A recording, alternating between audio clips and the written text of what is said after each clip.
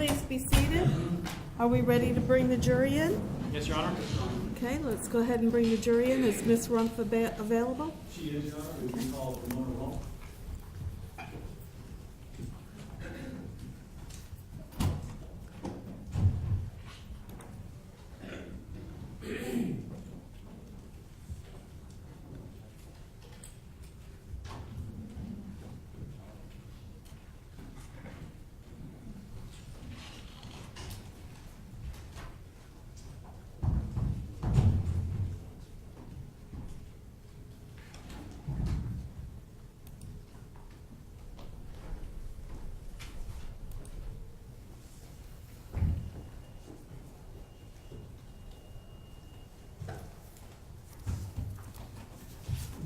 Jurors are present, Your Honor.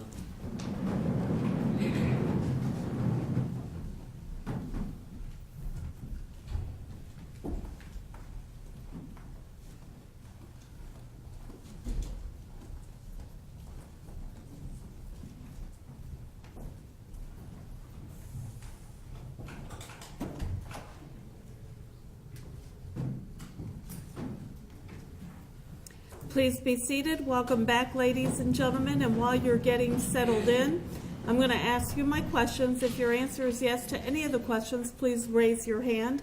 During the overnight recess, did any of you have any discussions amongst yourselves or with anybody else about this case? No. And no hands are being raised. Did any of you read or listen to any radio, television, or newspaper reports about the case? No.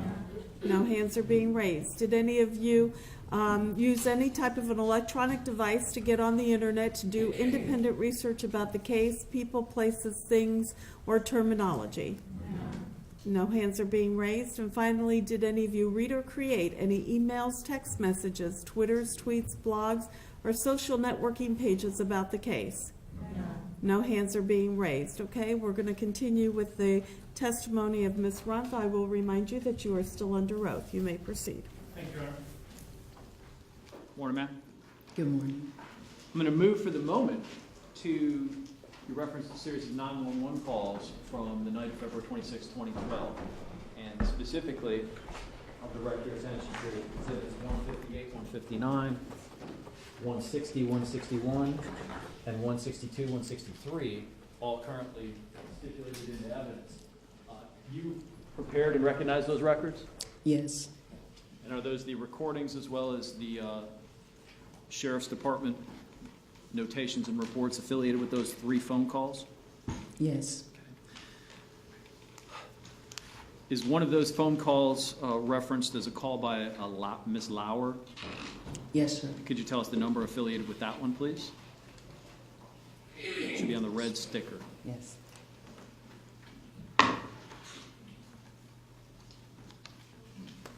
Just one moment.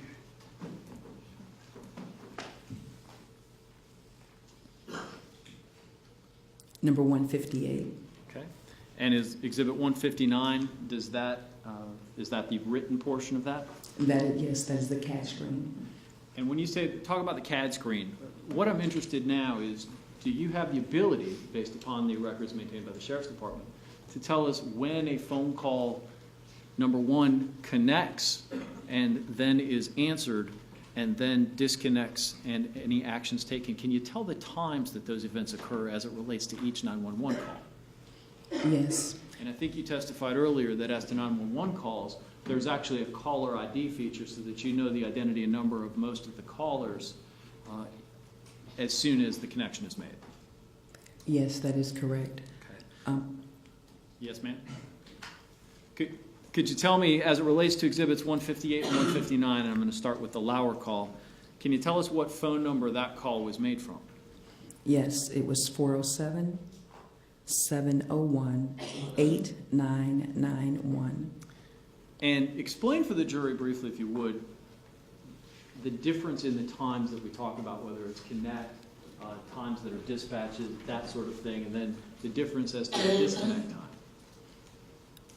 As I explained yesterday, the connection time is date and time stamp. That was February 26th of 2012. And the connection time is the time that we picked up the phone.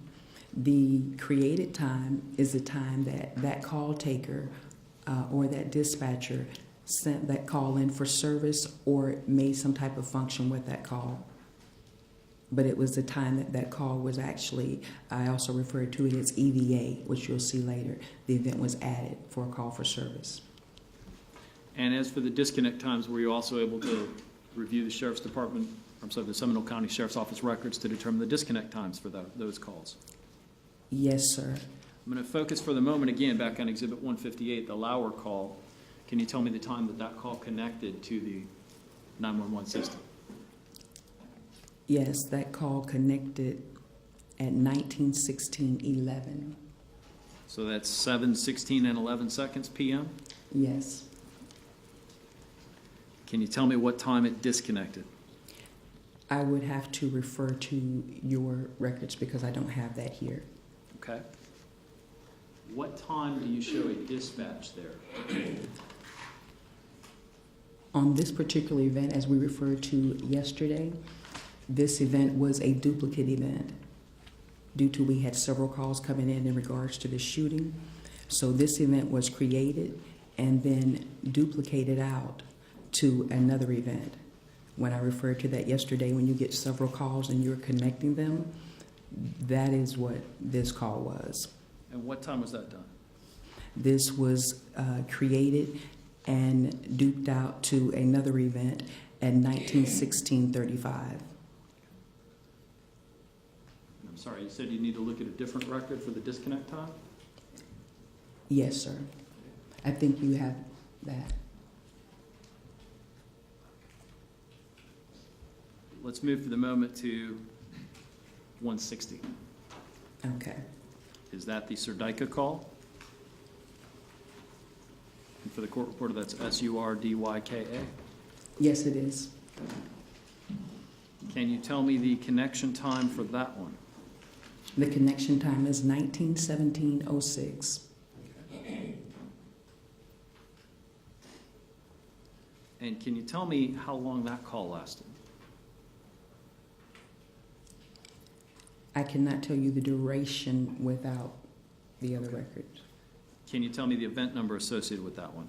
Yes, the event number is 2012-057-1680. Is that a different number than the Lauer call in 158? Yes, it is. Let's move to State's Exhibit, is it 170? Sorry, is it 162, the good call? 162 is good. Okay. Can you tell me the event number affiliated with that one? The event number is 2012-057-1686. And what was the connection time? The connection time was 19:17:15. And the phone number that that one came from? Could we approach for just a moment, John?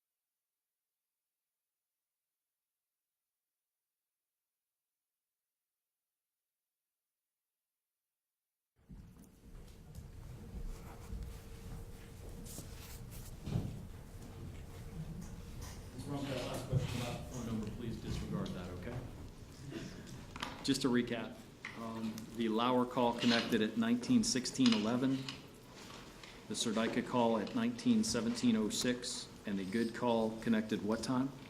1917-15. Your Honor, no further questions at this time, again, subject to potential recall. Cross?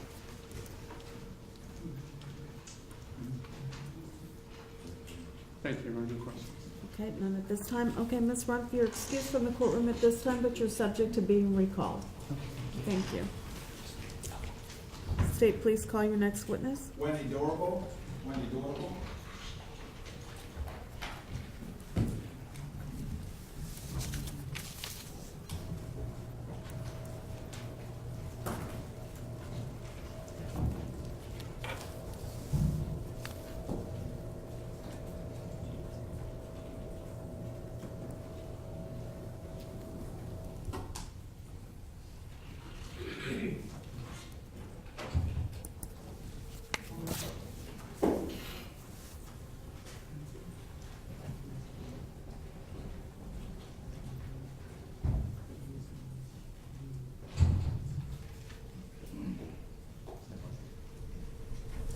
Do you solemnly swear or affirm that the testimony you shall give will be the truth, the whole truth, and nothing but the truth, so help you God? I do. Thank you.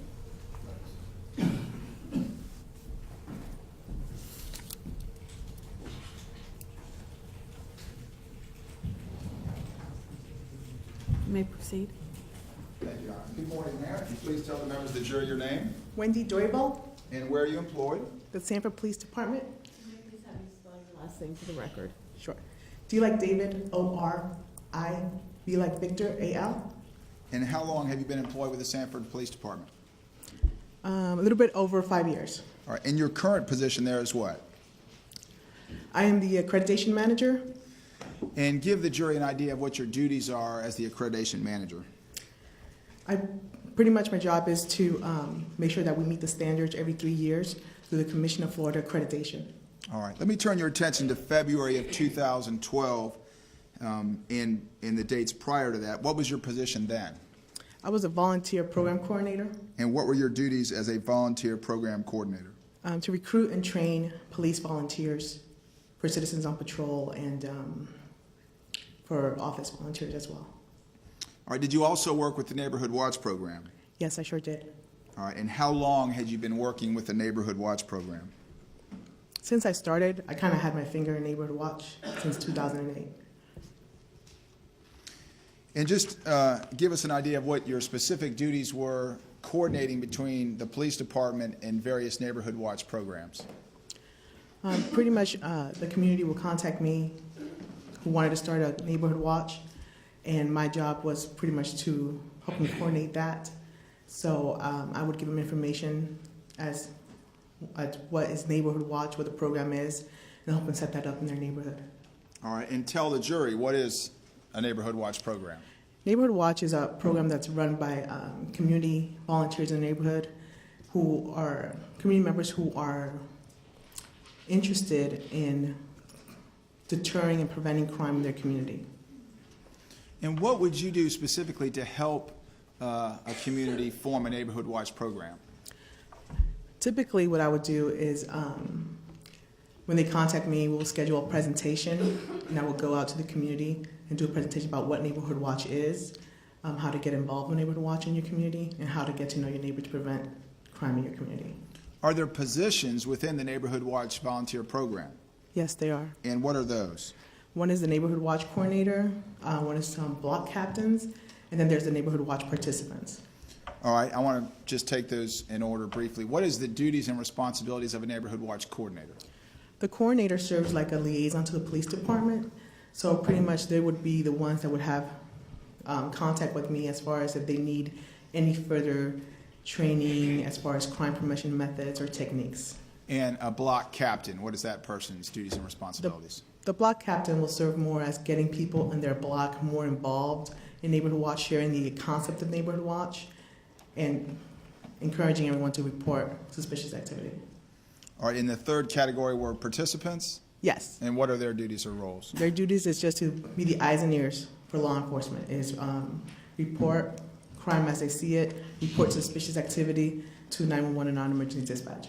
All right, and I think you said when you start up a neighborhood watch program, you actually go out to the community and give them a presentation. Yes. What areas do you cover when you make such a presentation? We cover everything in crime prevention. We cover the duties. We cover how to be part of the community, getting engaged. When I first come out to do a presentation, the first thing I do is I have every resident there introduce themselves and let us know what their number one concerns are in the community. And you actually give a PowerPoint presentation at those startup meetings. Yes, I did. Do you also provide the participants with any sort of paperwork? Yes, I usually provide a lot of handouts. All right, and what types of things do those handouts cover? Pretty much how Neighborhood Watch works, the history of Neighborhood Watch, preventing crime in your area, how to make your home more secure, preventing burglaries, how to get your neighbors engaged, stuff like that. All right. Do you address specifically what a neighborhood watch person is to do if they see someone acting suspicious? Yes, I do. And what is that? If someone is acting suspicious, you call 911 or non-emergency dispatch. Do you tell them to do anything else at that point? No. All right. They're the eyes and ears. In that instruction, is that also part of the written materials? Yes. All right. What do you tell volunteers about following someone they believe might be involved in criminal behavior? We tell them they don't do that. That's the job of law enforcement. And what do you tell neighborhood watch participants about confronting someone they might be involved in criminal behavior? Not to confront, to let us to the job, let the police department do the job. Specifically, did you have any involvement with the formation of a neighborhood watch program in a community in Sanford known as the Retreat at Twin Lakes? Yes, I did. And what was your first involvement with forming a neighborhood watch program in that community? I got a phone call from George Zimmerman. Did you eventually meet George Zimmerman? Yes, the day of the presentation. All right. Do you see that person in court this morning? Yes. Could you identify where he's sitting and what he's wearing? He's sitting over there with I think it's a suit. Just stood up. Is the gentleman standing up? Yeah. All right. Your Honor, to ask that the record reflect that the witnesses identify the defendant. It will so reflect. And when was it approximately that you first had that phone call, that first contact from the defendant? Sometime in August. I don't remember the exact date. August of 2011? Yes. And then did that lead you to do a startup presentation in that community? Yes, we had a few phone calls between the presentation, trying to schedule a date. That is you and the defendant? Yes. All right. And as a result of that, was a presentation meeting scheduled? Yes. And what was the date of that meeting? September 22nd, I believe, of 2011. All right. And where was that meeting held? It was at the clubhouse at the Retreat, Twin Lakes. And what time of day or night would that have been? Probably about 7 p.m. And was the defendant himself present for that meeting? Yes. Did you speak with the defendant at that meeting? Yes. Is that the first time you had met the defendant in person? Yes. Our communication was between either phone or email beforehand. Was the Homeowners Association president of the Retreat at Twin Lakes complex also present at that meeting? Yes, he was. And what was his or her name? Don O'Brien. And approximately how many other residents attended the startup meeting? About 25 approximately. And those would have been all residents of the Retreat at Twin Lakes community? Yes. All right. Did you go through the PowerPoint presentation at that meeting? Yes, I did. Did you also provide the written materials at that meeting? Yes. Was anyone named the Neighborhood Watch coordinator for that community at that meeting? Yes, but it was even before then that Mr. Zimmerman was a neighborhood watch coordinator. The defendant was the Neighborhood Watch coordinator? Yes. All right. He had told me he was asked by his HOA to coordinate and he pretty much was going to take the role of the coordinator. All right, and he agreed to do that? Yes. All right.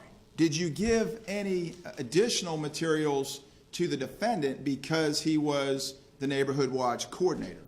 Yes, the day of the presentation, I gave him a coordinator's handbook for Neighborhood Watch. And why do you give that particular handbook to the coordinator? Because they're part of their responsibilities, not just as liaison, is to also share the crime prevention concepts within the publications, and also is to coordinate the actual neighborhood watch and to coordinate all the block captains in there. All right.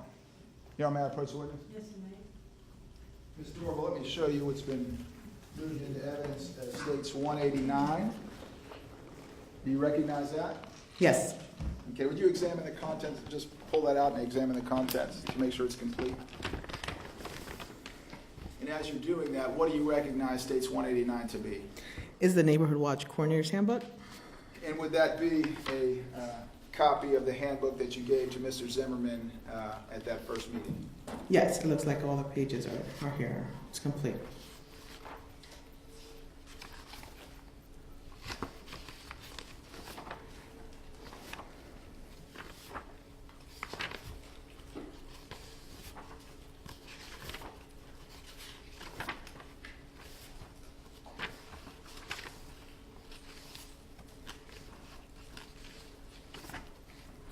Yes. Appear to be complete? Mm-hmm. All right, let me show you 190 and ask you to examine that.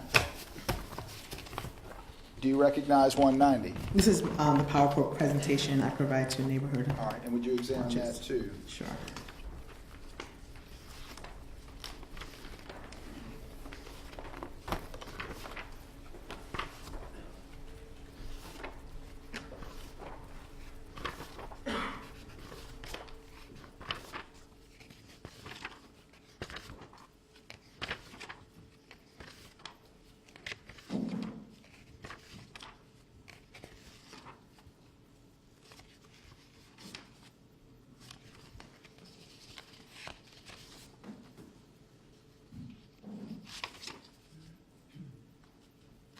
Is that also complete?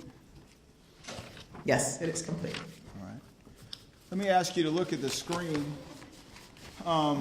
States one. Your Honor, could you hit the lights, please? Thank you. States 191. Is that particular PowerPoint slide contained within the presentation that you gave to the defendant and the other members who attended the Neighborhood Watch meeting at the retreat at Twin Lakes? Yes. And what did you explain to the defendant and the other attendees about that slide?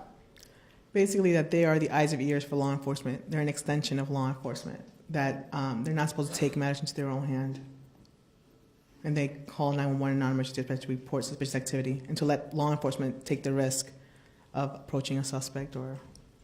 All right. And if anyone at the meeting would have had a question about that concept, would you have answered that question for him? Yes. Let me ask you to look at States 190. Is that a page of the handout in the coordinator's handbook? Yes, it is.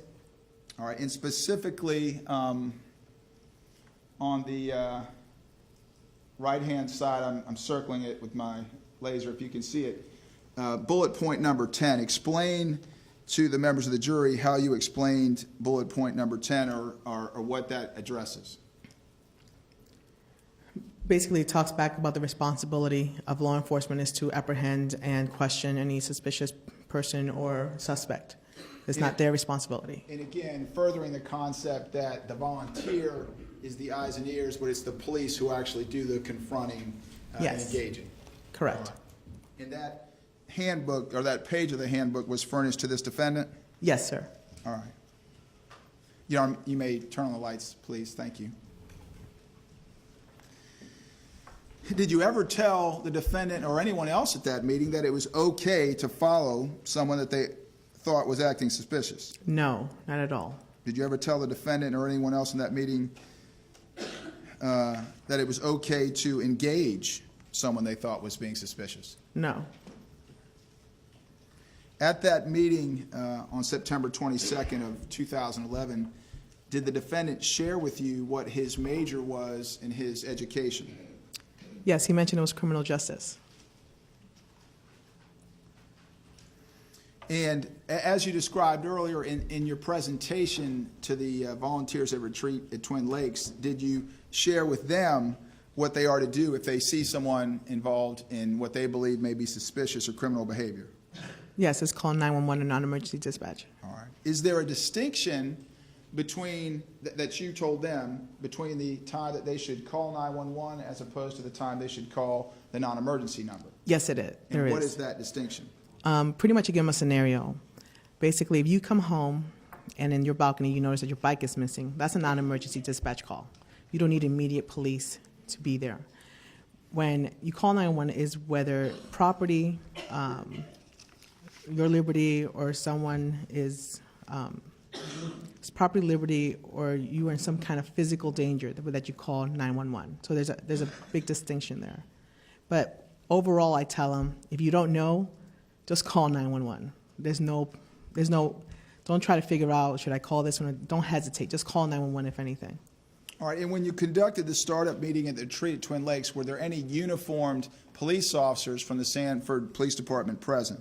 Yes, there were. And is that standard procedure to have someone, an actual certified law enforcement officer at the meeting? Yes, it is, because we want to get the community service officer engaged with their community. So All we right, want the community to know who their officers are. Do you recall specifically the officer or officers that were present at that meeting? Yes, it was Sergeant Paul Herks and Officer Buchanan Clapp. All right, and after the meeting in September of 2011, did you continue to communicate with the defendant about crime issues in the retreat at Twin Lakes neighborhood? He did initiate a contact with me maybe a month or two after that regarding a burglary that had occurred previously. And what was the nature of the contact? Did he visit you? Did he call you? It was an email. All right. And did he, in fact, email you multiple times about issues within the neighborhood? After the presentation? Well, before and after. Yeah. The first time he emailed me was about starting the neighborhood watch, and basically saying there were several burglaries that had occurred in his community. He was concerned about them. All right. Your Honor, thank you. That's all I have. Thank you. Cross?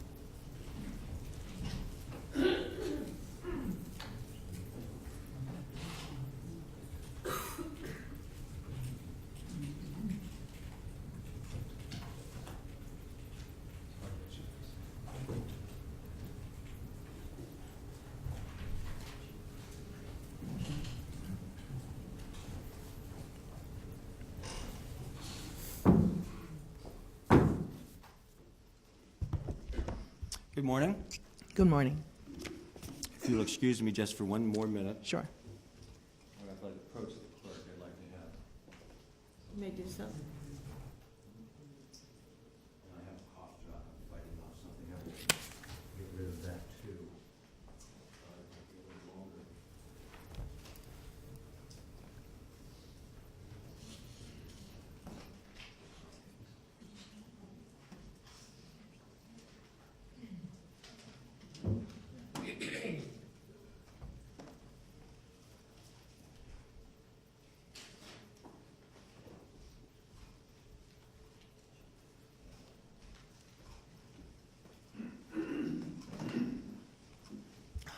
All right, here we go.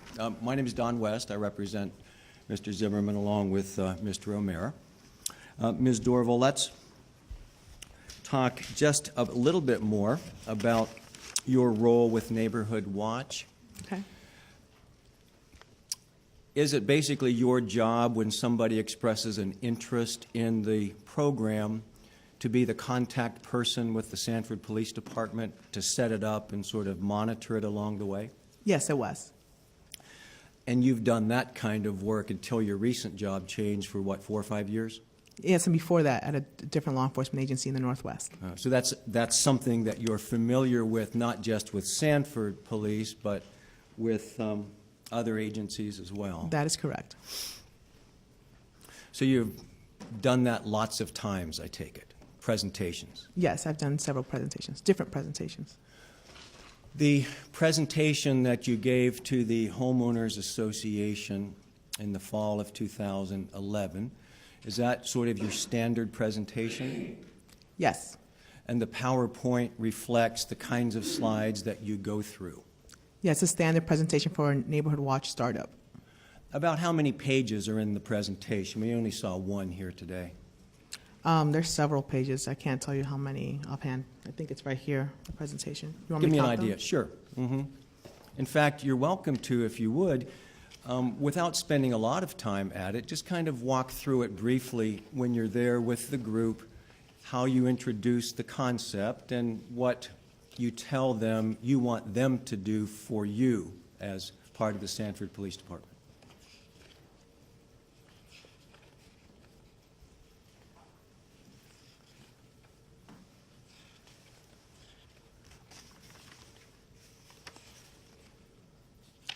25, with the cover in the last page. And the presentation takes about how long? I usually tell people who are coordinating the event to give me about an hour, because I like to do the introductions first to get neighbors to get to know each other, because that's one of the main priorities that we want to establish, is that neighbors get to know each other and get to talk to each other so they can watch out for each other.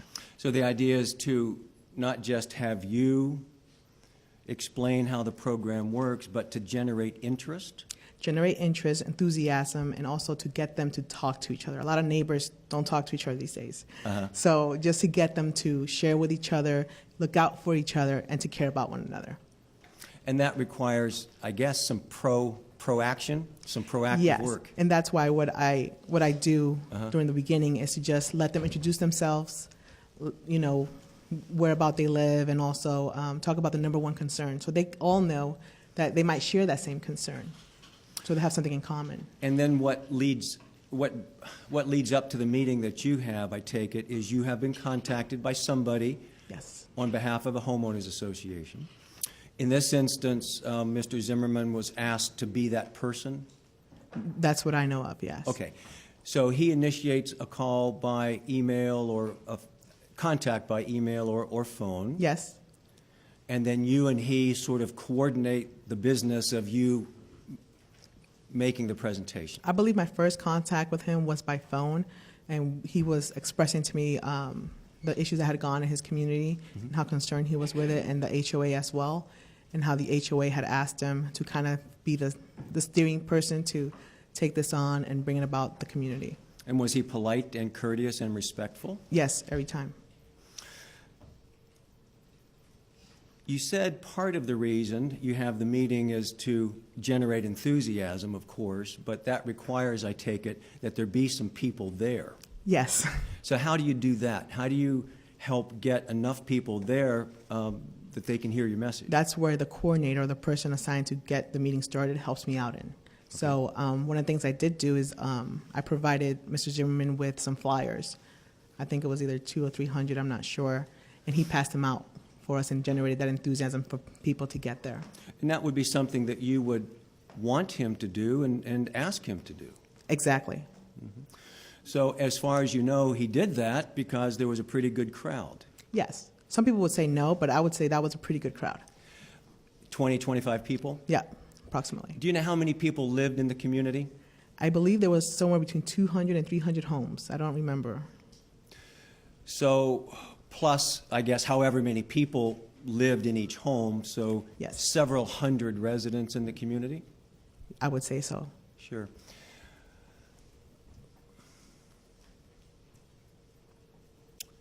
So,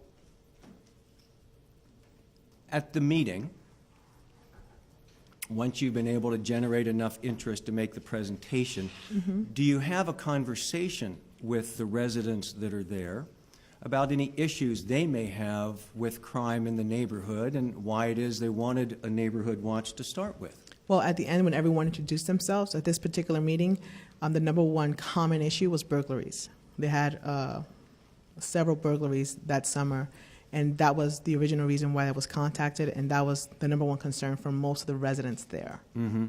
And in anticipation of a presentation in a specific community, you sort of look into that, don't you? I sure did, and I noticed that there were several burglaries before I arrived there. So you can sort of look where crimes are occurring by some computer mapping software? Yeah, we have a crime mapping software. And you were able to verify, indeed, there had been a number of burglaries in this community. Yeah, I knew that before I went to the meeting. So you knew the concern was real. Yes. Was there some concern at the meeting about an unsecured access point to the community? Yes, there was. Can you describe that a bit? Something about either a gate not working or not having a strong enough fencing around the home. So there were some issues that they had with the HOA in particular, about some kind of fencing that wasn't working. They had some issues about lighting and just the perimeter of the property. The perimeter being the outside area. Yes.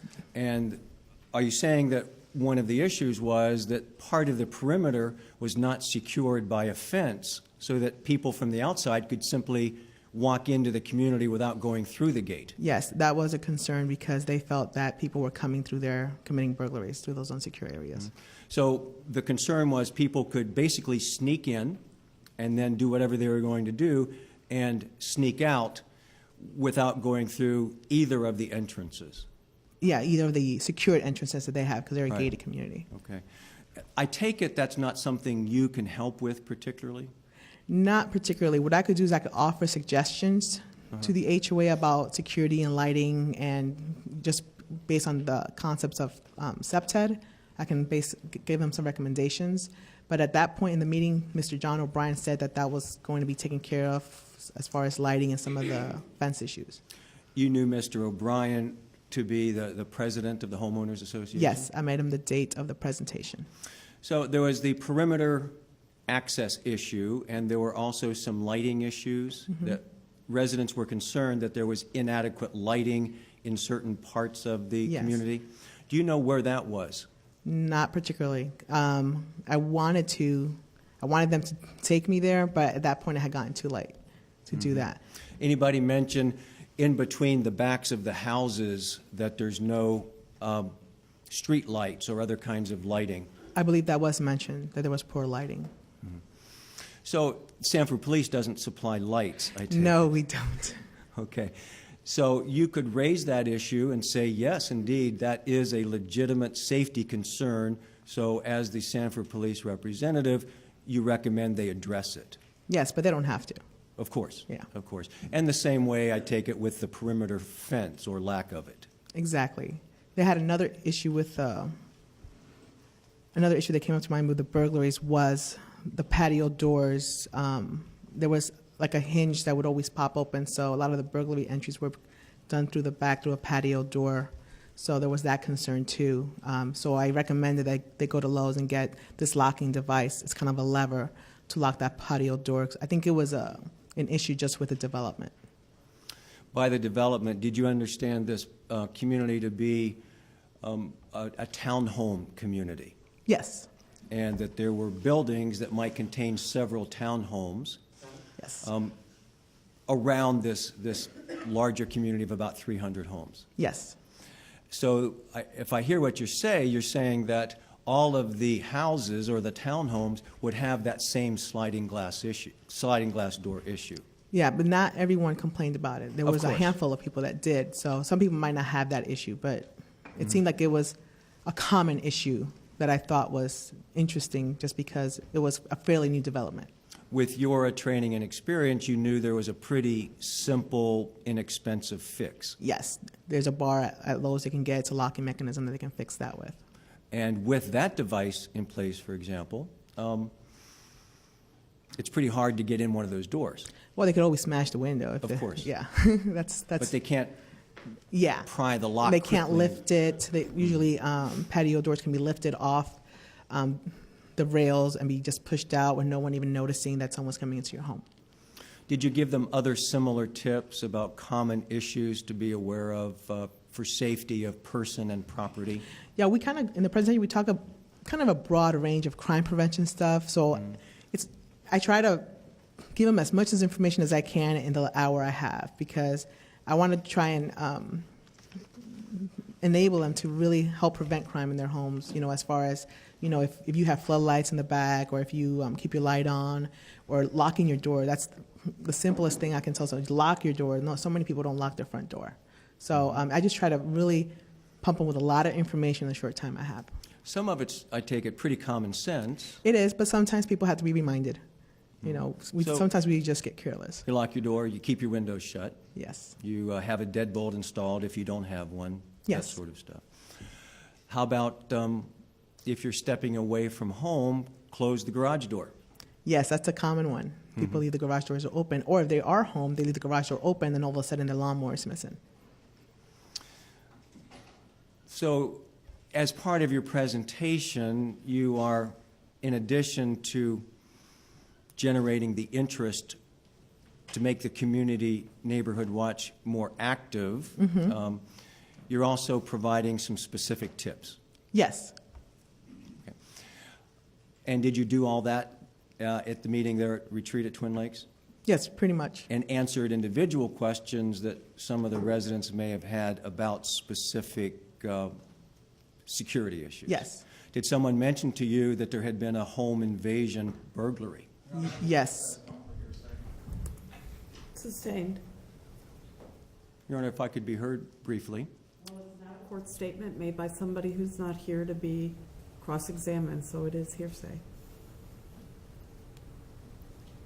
Admittedly, it is. I think there's an exception because this witness has been called to talk about her role in the community and why she did certain things. And she can do that without saying what somebody reported to her. So the objection is sustained and my ruling remains. Thank you, Your Honor. Thank you.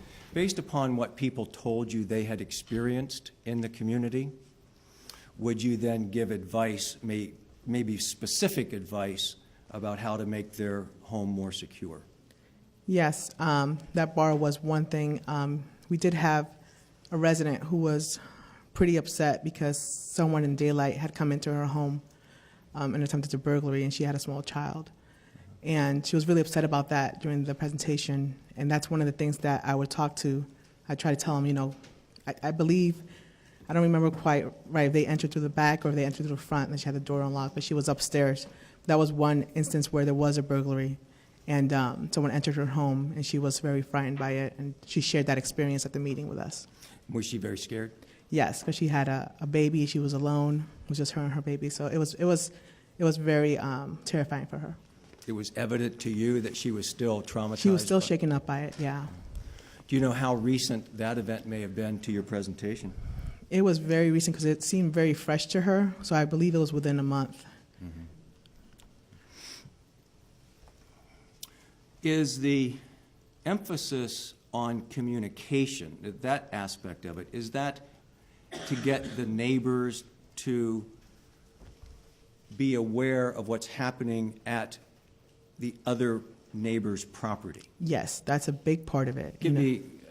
Explain that a little bit more. Okay. Well, being part of a neighborhood watch, the best thing about it is to let neighbors know what's going on so you can protect yourself. So if you know that your neighbor next door has had a burglary, then you can be more aware that, hey, this is occurring, I need to lock up my stuff. But also, as a neighbor, you can look to see if there's anything suspicious going on, at your neighbor's house, or if there's something going on that, someone that doesn't belong there or something that seems odd to you, to report it. Do you encourage neighbors to tell each other about anything suspicious? Yes, to share all the information you can, whether you see anything suspicious, if any crime has been committed, just keep those lines of communication open. And if there are safety concerns or some issues, maybe not rising to the level of a call to the police, but a safety issue that might relate to something you said, how do you learn that? I don't understand the question. I'll be more clear, I'm sorry. Okay.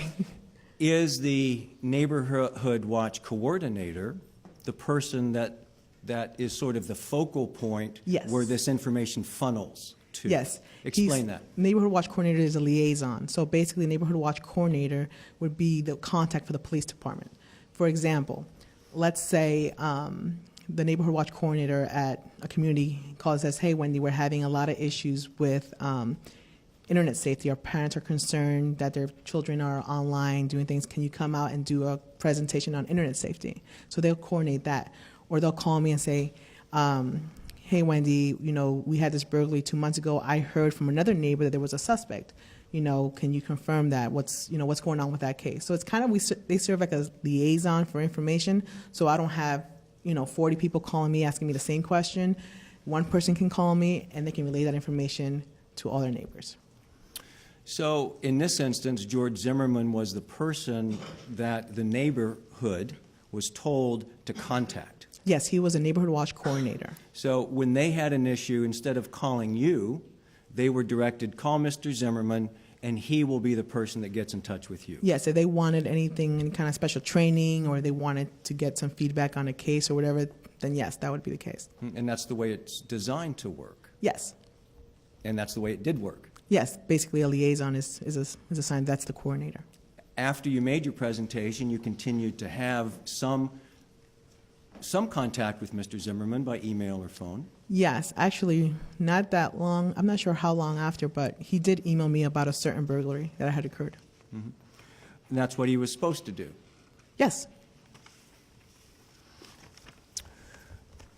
You mentioned that Mr. Zimmerman had, in some conversation with you, that he was, or at some point had been, a criminal justice major. During the presentation, he mentioned that, yes.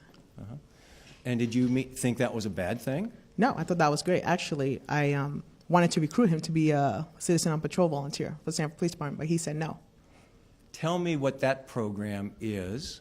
Okay. Citizens On patrol. on Patrol. So Citizens on Patrol are police volunteers who go through a 4 to 5 week training program through the Sanford Police Department.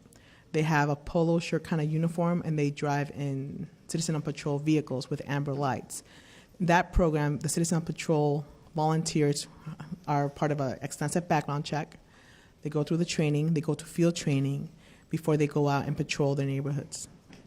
So you coordinate that program separately and distinctly from the Neighborhood Watch. That's actually my role in the police department. The Neighborhood Watch stuff I just did because I enjoy doing Neighborhood Watch.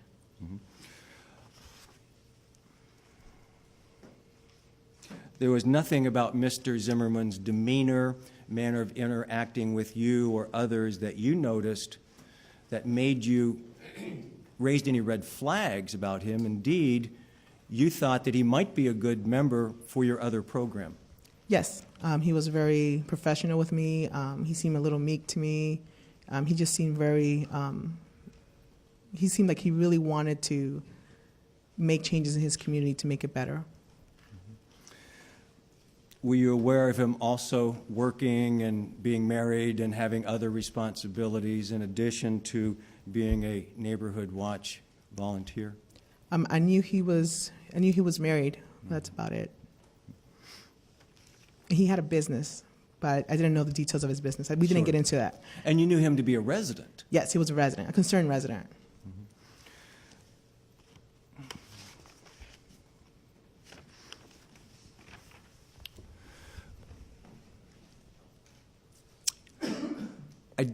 I think I heard you say, but if not, I'll clarify. You are not a sworn police officer yourself, is that correct? No, I'm a civilian staff. But you have worked in police departments for a number of years. Yes, since 1998, minus 2 years that I worked for the state. And in this particular instance, I take it, and maybe others, you would take a police officer with you to the presentations? The way I generate that is I will let the lieutenant or the captain know, I'm going to have a neighborhood watch meeting, and the department would always want presentation there.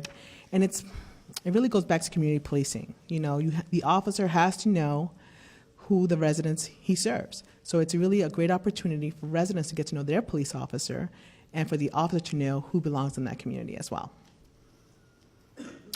The police officers that went with you, did they work that neighborhood, if you will?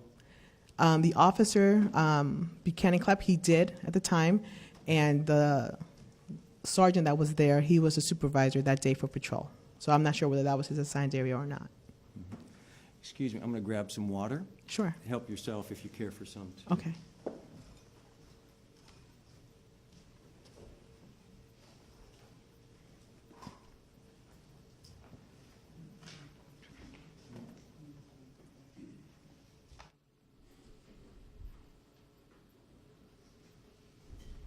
Thank you. I'm fighting a little bug here.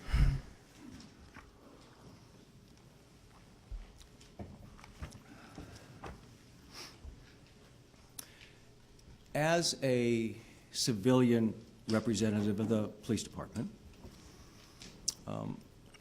do you, as part of your presentation, give lessons in law? No, we don't talk about law, like what statutes are, no. Right. You don't say, for example, legally, for example, that someone may follow someone to gather information to report to the police. No, the only statute we go over is the burglary statute and what constitutes a burglary. But we don't get into any kind of law.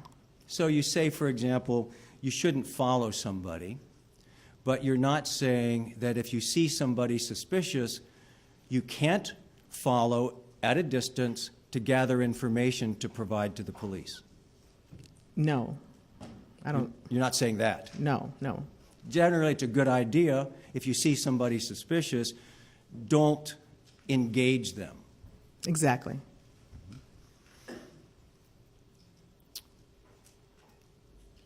I take it likewise that when you say on your slide, you're not the vigilante police, I take it what you're saying is you shouldn't be overzealous to act like a police officer to actually engage somebody physically. Exactly. And I mean, in that same slide, it says you're the eyes and ears. That's really all law enforcement needs, is the neighbors to be the eyes and ears for us. You're not suggesting in any way that if you are attacked, you're not allowed to defend yourself. Oh, not at all. Likewise, there's no discussion, is there, about firearms specifically? No. There are some meetings that do bring that subject up. But you don't talk to the residents about whether or not they are allowed to legally carry a firearm. No, that's not my place to tell them that.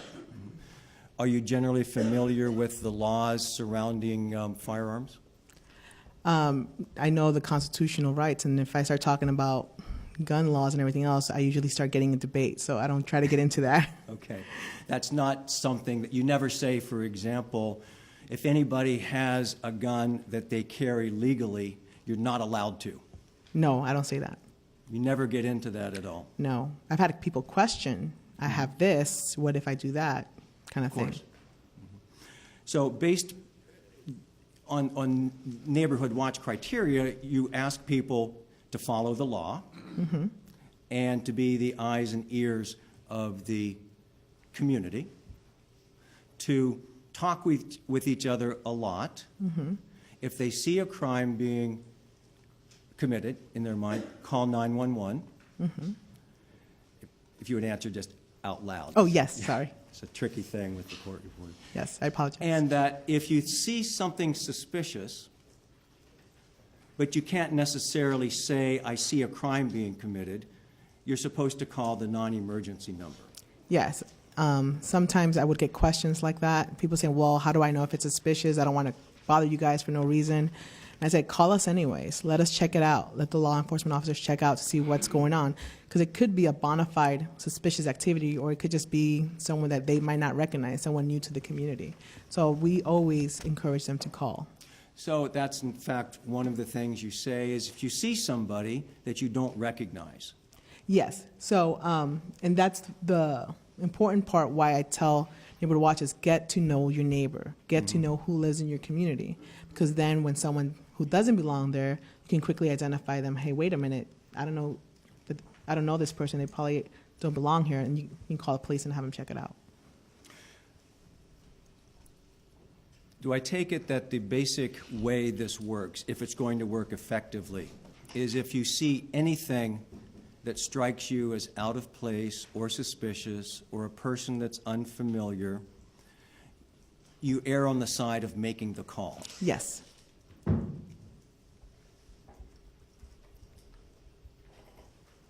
May I have just one moment?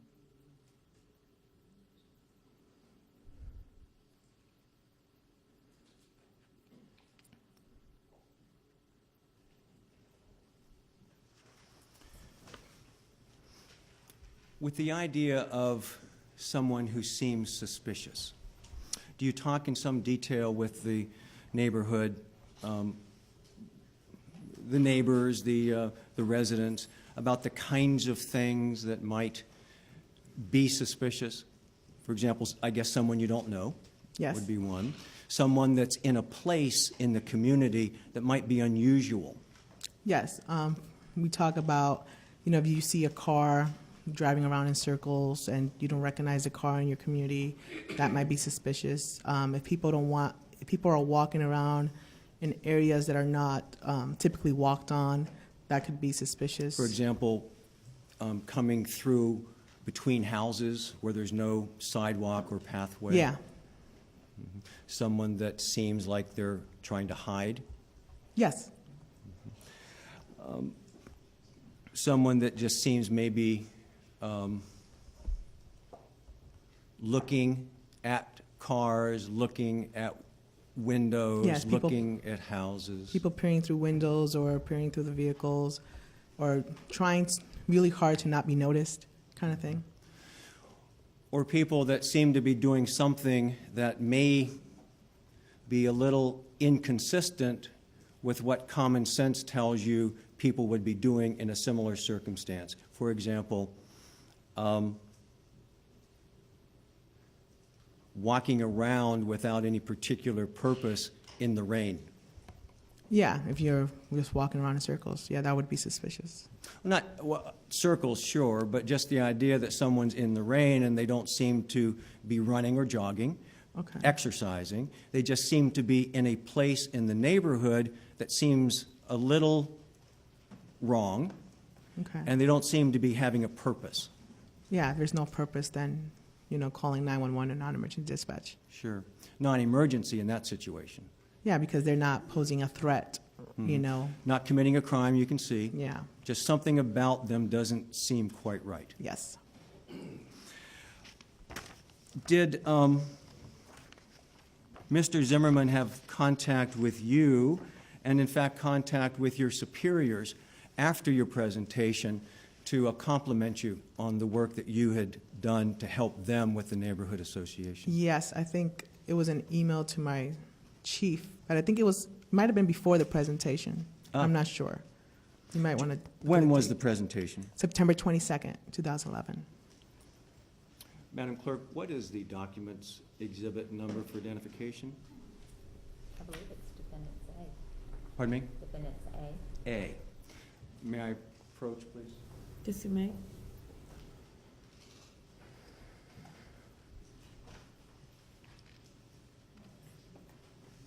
What's been marked as Defendant's A for identification, and ask you to take a look at it and see if it's something that you have seen before, something you recognize.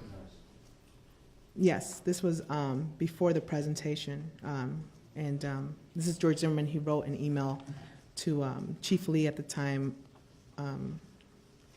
basically complimenting me on my professionalism in contacts with him.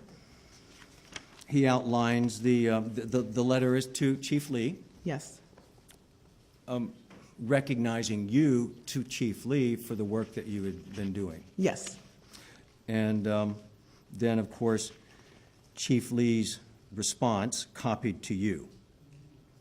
yes, Let me just focus on the date for a second. I believe you said that the presentation was in late August of 2011, no, September 22nd, I believe. not August 22nd. I'm not sure now. It was a while ago. This letter came before the presentation, if I remember correctly. Okay, fair enough.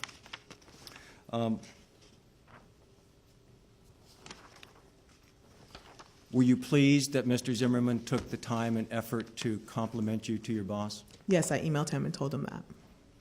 Thank you. Your Honor, I would move Defendant A, please. Any objections? There is, Your Honor. There's a hearsay objection as to part of it. Okay, want to approach him? We'll talk about what part.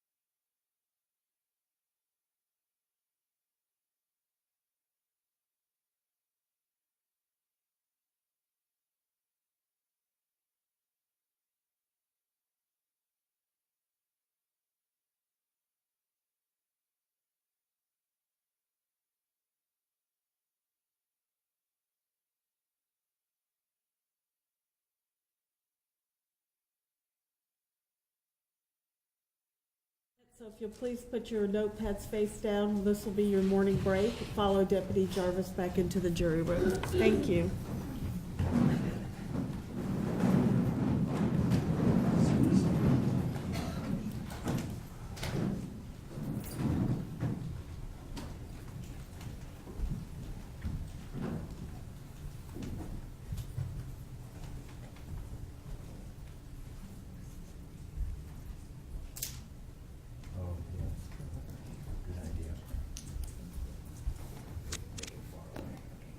Okay.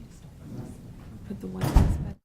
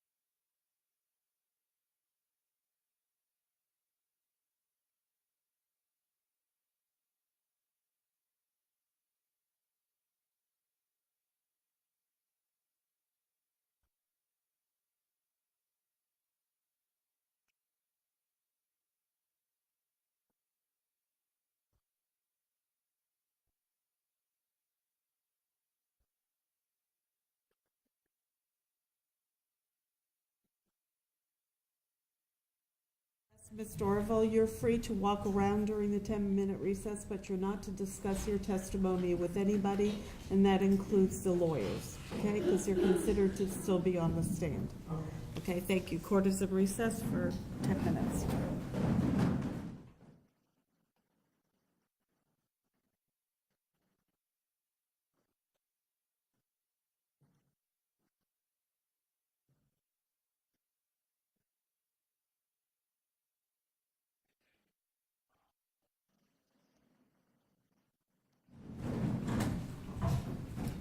Please be seated. Any more argument from counsel on the last issue? Just briefly, if I could. I'm really going to ask from the defense. Okay. Yes, Judge, thank you. The state opened the door to this kind of information because they went into, with this witness at some length, about her interactions with Mr. Zimmerman in getting the program set up, talked about emails, talked about phone calls, and talked, in fact, about the do's and don'ts and the specific conversations. I think this, by virtue of the state introducing that part of this witness's interaction, they've opened the door to communications that Mr. Zimmerman had with the Sanford Police Department, where he complimented this witness, where he thanked her, where he thanked the police chief, and it's certainly appropriate. It's not self-serving in the traditional sense of what we're talking about. And from an admissibility standpoint, it's clearly a business record. It was provided through the emails we got in discovery. Okay, thank you. Response? Judge, again, just briefly, I think this is akin to Ms. Dorval hearing a conversation. For example, hearing the defendant talk to Chief Lee and then hearing Chief Lee talk to or forward it to someone else. So I just, you know, if we think about it in those terms, that she overheard something, it's sort of like electronic overhearing, her being forwarded this chain of emails. So I would submit it's hearsay, and certainly the email from Chief Lee to the defendant is self-serving. Okay, the objection is sustained. Exhibit A will not come in at this time. Let's go ahead and bring the jury in.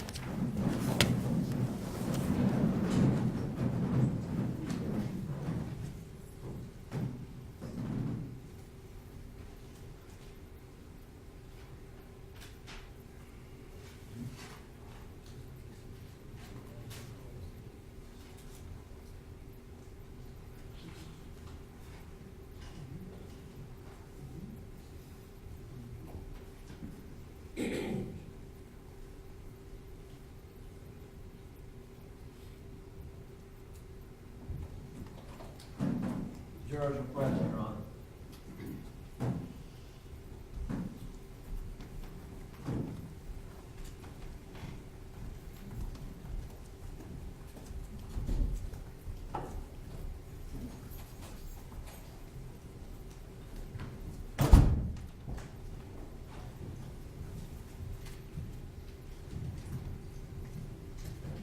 Please be seated. Mr. West, you may continue.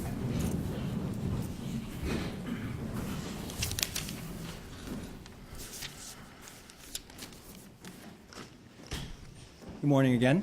Morning. Ms. Dorval, do you still have the document in front of you that we talked about earlier, Defendant A for identification? No, I believe the clerk removed it from. Of the, thank you.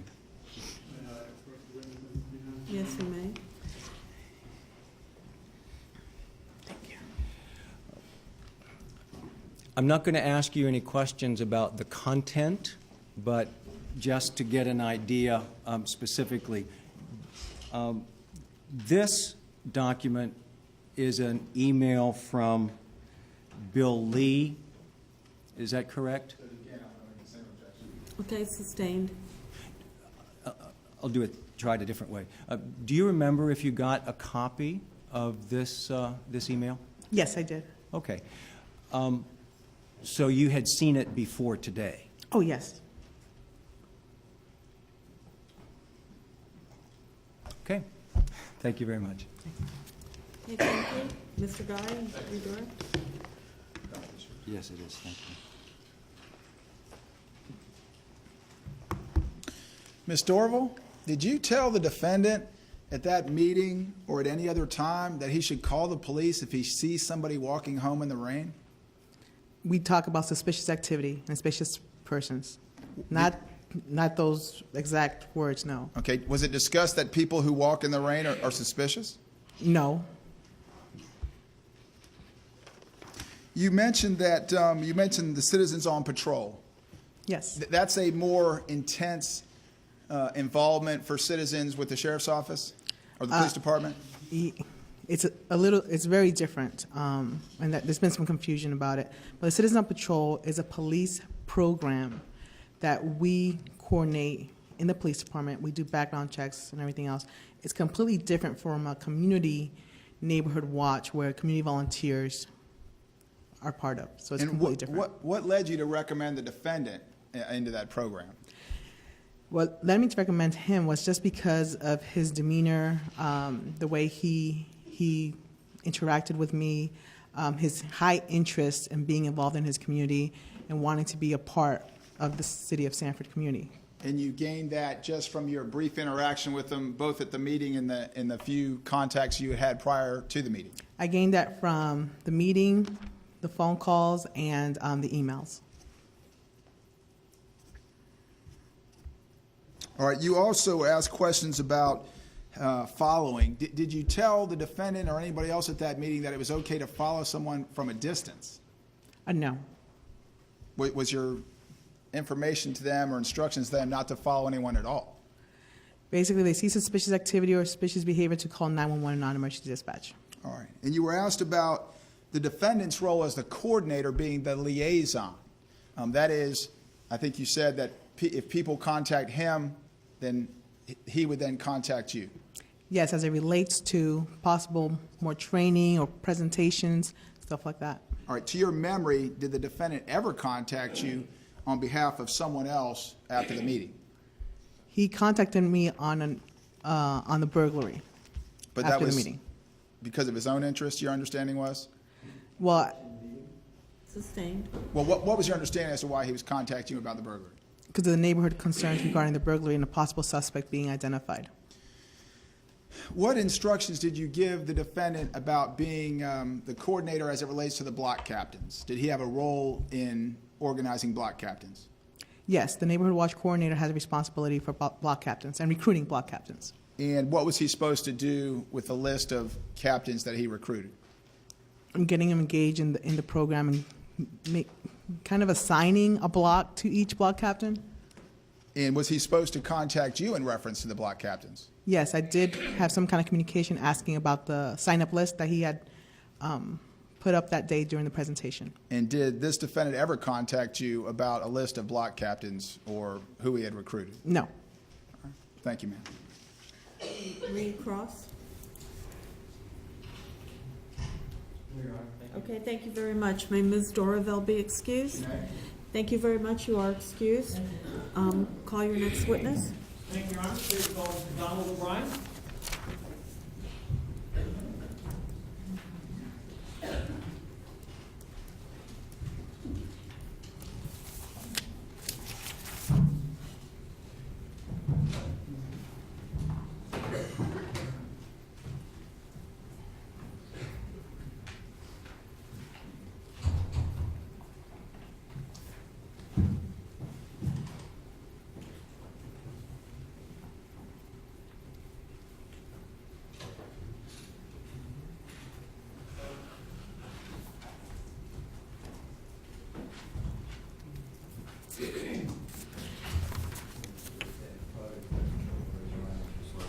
You solemnly swear or affirm that the testimony you shall give will be the truth, the whole truth, and nothing but the truth, so help you God?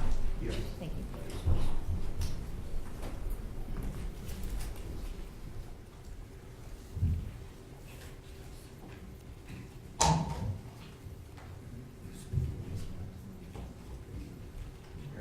You may proceed.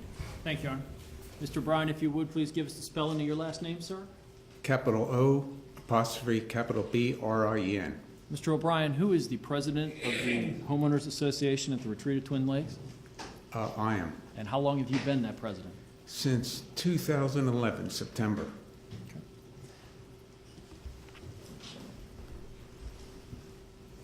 You know the defendant in this case, George Zimmerman? Yes, I do. Would you please tell me the circumstances under which you first met the defendant? Okay, I took over as president the third Tuesday in September, and the next day I got an email about he was going to start heck's it called? Neighborhood Watch, and they needed somebody to put out papers. He went to get it out to the whole neighborhood, so I said, well, since I'm retired, I'll do it for you. So then that Thursday night, we had the meeting, and that's when I actually met George. Had you before that heard anything about that turned out to be related to potentially Neighborhood Watch? The answer is yes or no. Yes. Tell me the circumstances of that, please. My neighbor, Your Honor, Okay. I'm not certain the witness is clear about what we are clear about. Okay. You cannot testify as to what somebody told you. Let me ask it a different way. When you met the defendant at the Neighborhood Watch, were you already aware of how long this has sort of been in progress? no, sir. Okay. When you went to that first Neighborhood Watch meeting, did you become aware of whether or not there had already been police contact? Not before the meeting. At the meeting, I found that out, yes. Okay. And what did you find out from the defendant? Excuse me? What did you find out from the defendant at that meeting? I found out that there was evidently a course he went through the Sanford Police, and he evidently did everything he had to do to start a Neighborhood Watch. Okay.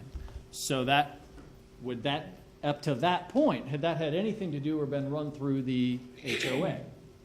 No, it's a totally separate from the HOA. We had nothing to do with it whatsoever. So he had done that on his own?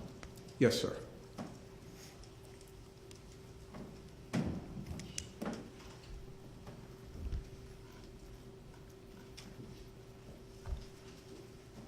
Did you go to that meeting and attend the presentation? Yes, I did. And was Ms. Dorival there to conduct that? Yes. Okay.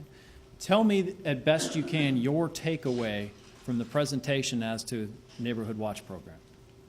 Okay, well, it started out, he introduced everybody, and then they told us how it worked. They put out a sign-up sheet for anybody that wanted to be a block captain. These were people that were going to, just watch. If they see something, they would notify the police. Was there ever any discussion about what should not be done by Neighborhood Watch people? Yes. Let me object again. This testimony will be here, so. Actually, it's not being offered necessarily for the truth, it's just to show his understanding of the program. He could testify as to what his understanding is, what his takeaway was. Then I would then suggest irrelevancy if he's not offering for the truth of the matter asserted, what's its relevance? Overruled. Mr. Bryan, the question is sort of, what did you understand the Neighborhood Watch program to be about, and more specifically, even not about? It was about, everybody was supposed to watch out for their neighbors. If they seen something suspicious, stay away, call the police.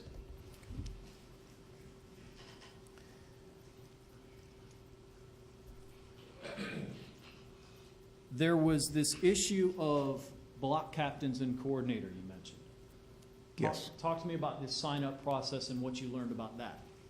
George had a sheet there, and anybody, after it was over, said anybody wanted to be involved in, as far as being a Neighborhood Watch block captain, to sign the sheet. And did people sign the sheet? Yes, they did. And were any of them ever block captains, to your knowledge? No.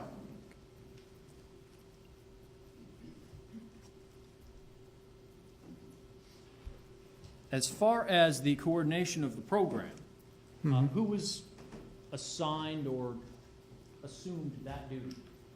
George. Tell me how that happened, please. Well, he went to the police. He got this whole thing started, so it was his program, so he was running it. I object to hearsay because this person has no independent. Okay, your objection's hearsay response. He's telling me what the defendant told him. Okay, he could testify as to what the defendant told him, but anything else would be hearsay. So again, Mr. O'Brien, as it relates to your understanding of how it is the defendant got to be in charge of this, as it were, Tell me what it is that you learned and know from both him and your position. Say that one more time for me, please. That was really long, wasn't it? I want to know how it is, from your knowledge, from what the defendant told you, how it is the defendant came to be, as you put it, in charge of this. Because he went to the police and he wanted to start a neighborhood watch, and I was told, and the board was told that, you know, anybody can do that. Anybody living in the neighborhood can do this, and it has nothing to do with the HOA. It's a totally separate thing. Was there a person sort of appointed to be the contact or the committee chair as it relates to Neighborhood Watch by the HOA? Yes, And this was during your term as president. yes. Who was that person? George Zimmerman. And how did that happen? Well, we came up with the plan that if anything happened, if you had to call the police or you knew of an incident, we would get they would let George know, and he would put out an email blast about it. And how was it decided that the defendant would be the person to get notified to put out the email? Was there anybody else who wanted to? No.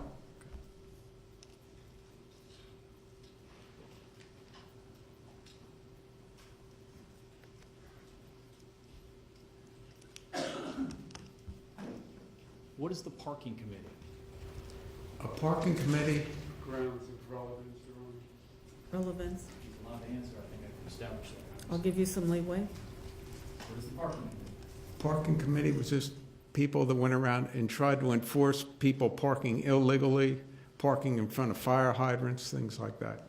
And was the defendant also on the parking committee? Yes, Mr. Zimmerman. Your Honor, again, grounds of relevance. Overruled. I'm sorry, could you finish your answer, please? Okay. Mr. Zimmerman, one night at the meeting, volunteered to help me out. I asked for volunteers, and he said, sure, I'll help you out. So he got on the parking committee with me. And tell me again what the function of that committee is? It was just to try to enforce parking laws, because at that time we didn't have, it was the development, we didn't have an agreement with Sanford Police to come in there and patrol and do anything. So we were more or less did the parking thing ourselves.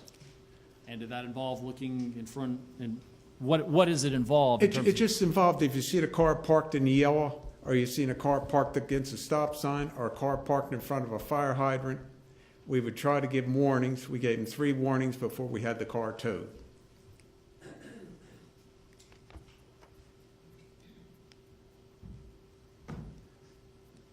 We've heard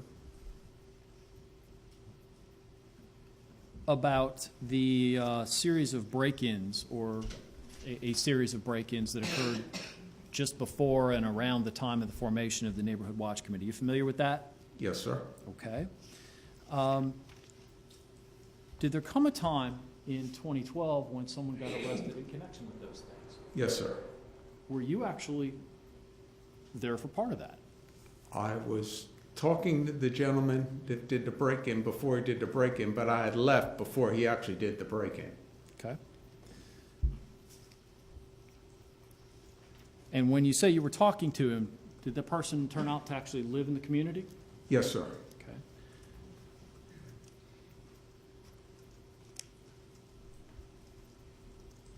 Can you tell us a little bit about how he got caught? Sure.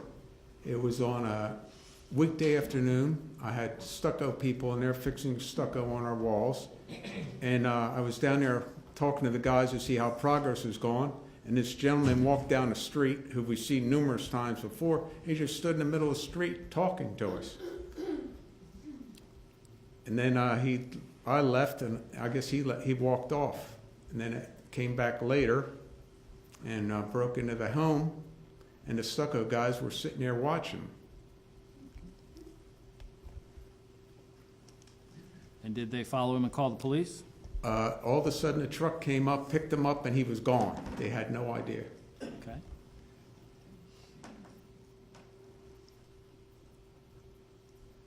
When you learned of the arrest of that person, Tell me what you did.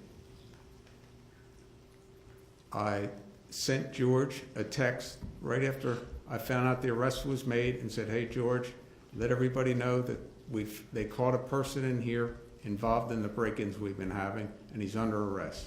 And did you let him know how it was that the person got caught?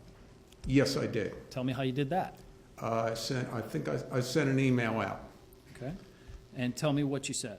I said the Stucco guys were responsible for following this person. They were sitting on a hill across the street at Coles, and they just happened to see the guy walking down the street heading into development, so they followed him to development at a safe distance and seen where he went, and they called the police.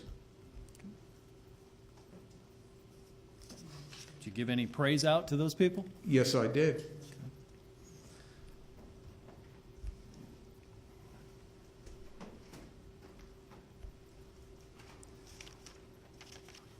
Did you have any subsequent interaction? And let me back up.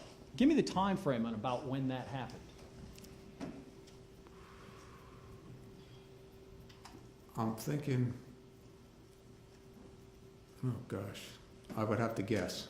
I couldn't even. Okay. Let me ask you this, just in general terms. Was it close in time to the shooting that's related in this case? Yeah, I think it was a couple months before that. Yes. And did you have any interaction with the defendant after that as it relates to the praise and things for the Stucco people? No, sir. Okay.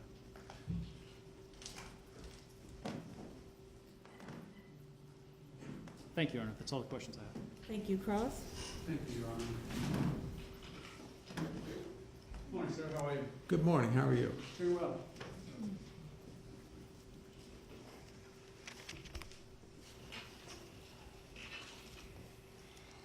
So from what you're aware of it, George Zimmerman helped out with the Neighborhood Watch, correct? Yes, sir. Sort of took charge of it? In Yes. fact, okay. And even helped out on the parking committee, right? Yes, sir. When you were just now sort of new into the position as the president of the HOA at that point, right? Correct. Okay. Did it seem strange to you that somebody would be willing to help you? No. Okay. Any concern that he was willing to do the Neighborhood Watch that nobody else was willing to do? No. You think that that's a positive thing for your neighborhood? My personal opinion, Neighborhood Watch. Neighborhood Watch, what do I think of it? Yeah. I don't think we needed it, no. Oh, okay. You did acknowledge that there were a rash of burglaries in the neighborhood where you were, correct? Yes, sir. Okay. You also mentioned something concerning the parking committee, that the Sanford PD, they don't normally patrol your neighborhood?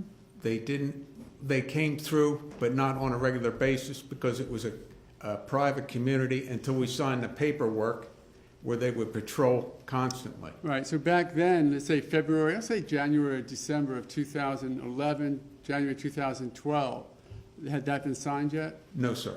So Sanford PD wasn't doing as routine a patrol through the neighborhood as they were after you signed the agreement, correct? Or are they still not doing much? No, they do plenty. Okay. I mean, I have no problem. All right. But back then, when the Neighborhood Watch was started, Sanford and the Sanford PD and the HOA didn't have this written agreement in place, Correct. which would, the written agreement then allows Sanford Police Department actually into the community? Well, they came in on any emergency. Any emergency Right. calls, they were definitely there, but I don't know how much they actually patrolled it. I mean, I was retired, so I would see them there, you know, coming through on a day on bikes or whatever, so I really didn't see any difference before we signed the paper and after I signed the paper, as far as patrolling. But the purpose for signing the paper was to increase the patrols in the neighborhood? Yeah, and to enforce parking laws and stuff, like people parked up against the signs where before they couldn't do anything about that and we signed the paper. Now, if we call them and say, hey, somebody's parked illegally, they can come in and give them a ticket now. Got it. So they now can come in on more than just emergency basis? Correct. Great. So, the one incident where the guy you were chatting with him, and then he burglarized the place. I guess the question is, these stucco guys, they actually saw that from outside the neighborhood? They were having lunch. It wasn't the same day. The day we talked to them, Right. okay, this was days later. They were sitting across the street at the Coles having lunch, and they just happened to see him walking down the street, and they said, hey, that's the guy that broke into the home. Okay, so they actually noticed who it was? Yes, sir. And describe him for me, Describe who? the person who did the burglary. He was, you tell me what you want to know about him. He Whatever was, you remember. okay, I would say he was like 17 or 18 years old. Sure. He was black. Yeah. Let's see, what else? Seemed like a real nice guy. I mean, he talked to us. I mean, I would have never thought anything of him. So these stucco guys, did they notice him? Did they see him break into the place and then notice him later? Or tell me about that. No, they actually seen him coming out of the place and jump in a truck. All right. And it was a few days later that they noticed him. And did you say that they followed him? From a distance, yes. Sure. Okay. They followed him to see where he lived, and then they called the police. Great.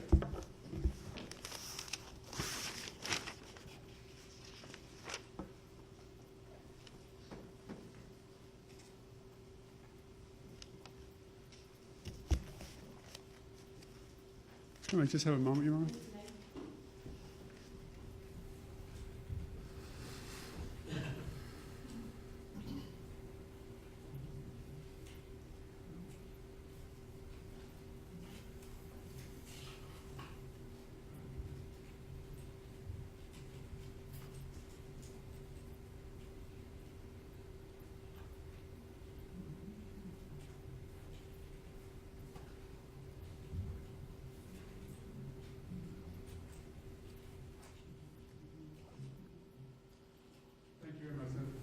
Thank you. Any redirect? Mr. Ryan, Mr. Mayor just asked you about the stucco people following this individual and being responsible for him getting caught. And that was what you remarked earlier. I think you said you sent out a praise email type thing? Yes. Okay. Juxtapose that with your understanding of what a neighborhood watch person would do as far as following. What's your understanding of that? I could hardly. Should a neighborhood watch person follow? Should the neighborhood watch person follow him? Right. Let me, Your Honor, both hearsay and improper opinion evidence. He can understand as to what he was at the meeting, as to what his understanding was of the neighborhood watch presentation.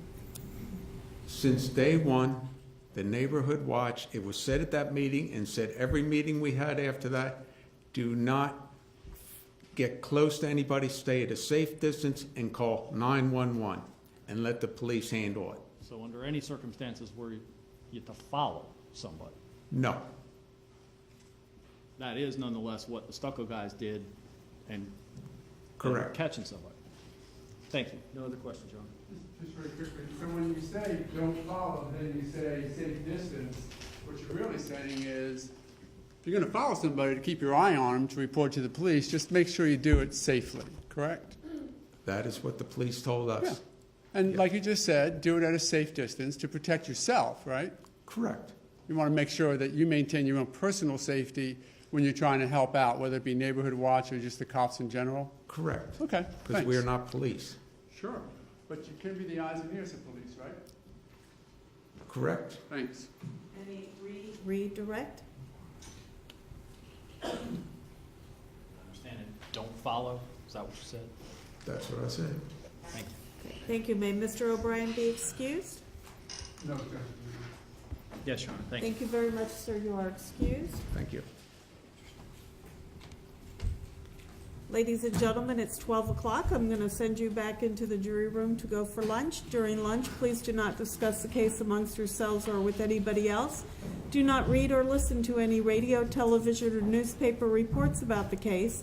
Do not use any type of an electronic device to get on the internet to do any independent research about the case, people, places, things, or terminology, and do not read or create any emails, text messages, Twitters, tweets, blogs, or social networking pages about the case. Do I have your assurance that you will abide by these instructions?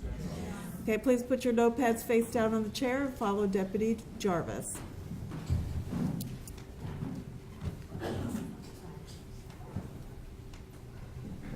And we'll be back at 1 p.m.